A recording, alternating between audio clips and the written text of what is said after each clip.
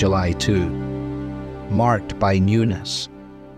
But the people refused to obey the voice of Samuel. And they said, "No, but there shall be a king over us, that we also may be like all the nations, and that our king may judge us and go out before us and fight our battles."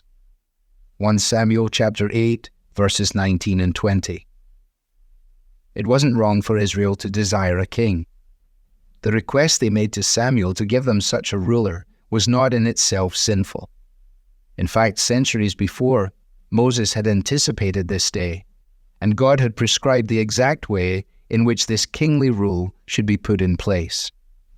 The issue was not the request, but the people's motivation. They wished to be like all the nations around them.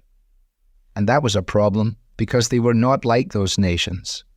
They were God's people, His treasured possession among all peoples, a kingdom of priests and a holy nation.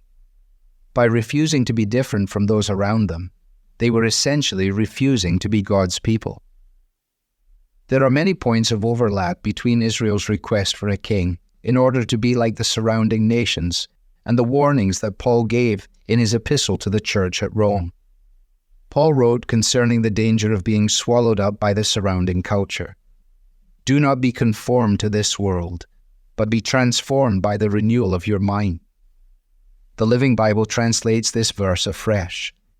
Don't copy the behavior and customs of this world, but be a new and different person with a fresh newness in all you do and think. Paul cautioned the church in this way because he understood the pressure for the believers in first-century Rome to accommodate themselves to the lifestyle and the values of the pagan world around them. We face the same challenge in our day. Therefore, we ought not to be surprised when back to the 11th century BC, we find the Israelites struggling with the same temptation, and we hear the same kind of warning being sounded. What about us?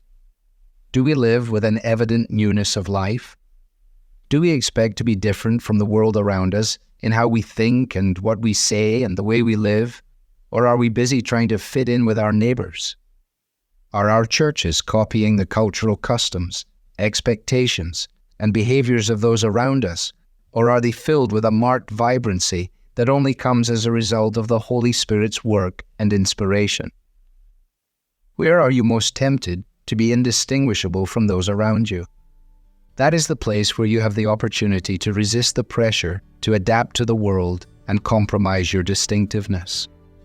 That is the place where you have the opportunity to allow yourself to be molded by God alone and to live in a way that is different, pleasing to Him, and intriguing to others.